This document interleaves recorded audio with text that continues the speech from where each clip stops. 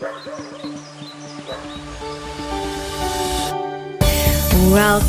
to the Dive Heart First podcast, where we explore the connection between the head and the heart and where science meets spirituality. I'm your host, Jenn Walker, and today we are going to tap into your creative genius. And now, when you hear those words, you're going to be in one of two camps or somewhere in between. The first camp is like, yes, let's do this, let's play. While the second camp is like, I don't know what you're talking about. I'm definitely no genius and I don't have a creative bone in my body. So, wherever you are in that spectrum, know that this episode is for you because today I am going to prove to you that it's highly likely and probable that you are a creative genius, while also diving into the reasons that have been preventing you from being in your creative genius. And then at the very end of this episode, I'm going to give you an exercise to instantly reclaim your creative genius today. So with that, let's get into it. NASA had a problem. NASA has a lot of people working for them, and they wanted to find a way to be able to select their best and most creative people to put on their toughest problems. So they hired a research group to come in, create an assessment, and apply it. So that's what the research group did. They came in, they applied it, and they knocked it out of the park. NASA was really happy. They created an assessment with fantastic predictability. Then this research group left with this fantastic assessment and a question. Is creative genius born, or is it something that is learned through experience? So they took that question out to 1,600 kids, ages 4 and 5, and applied this assessment, which was looking at a problem and coming up with new, different, and innovative ideas for that problem. And what they discovered from that group of 4 and 5-year-olds is that 98% of them ranked in this category of creative genius. The researchers were shocked. This was not something that they were expecting. So they thought maybe they had some sort of brilliant batch of kids. So they made it then a longitudinal study, following them 5 years later, age 10. And what they found with the same group after administering the assessment, that now only 30% of the group still ranked in creative genius. They followed them 5 years later, age 15, to sadly only find 12% of the same group still ranked in creative genius.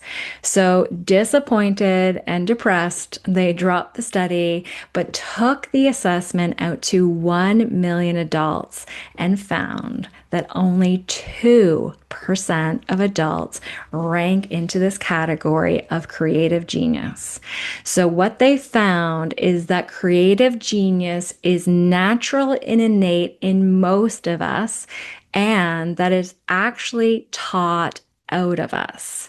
To understand this, we have to go to the brain, as there's two types of thinking. Divergent type of thinking, so think dream, possibility, ideas, creativity, and convergent thinking. Think criticize, censor, discern, decide, evaluate, and judge. And what we're taught to do is use both types of these thinking at the same time. So what that looks like is coming up with an idea and then immediately looking at it and criticizing and judging it. Oh, that can't be done. I can't do that. That's a stupid idea. And what they have found with brain scans is when we do that, it fires these neurons that fire and then fight each other, diminishing brain power. It's almost like putting on the accelerator and the brake at the same time. So what do we do instead to reclaim our creative genius today? We tap back in to that 5-year-old that is within you. It's still there. And we actually come back to this natural, innate way of thinking. It's what our brain actually wants to do. And what our brain actually wants to do is come in and out of convergent, divergent thinking, almost like an accordion. Think about that.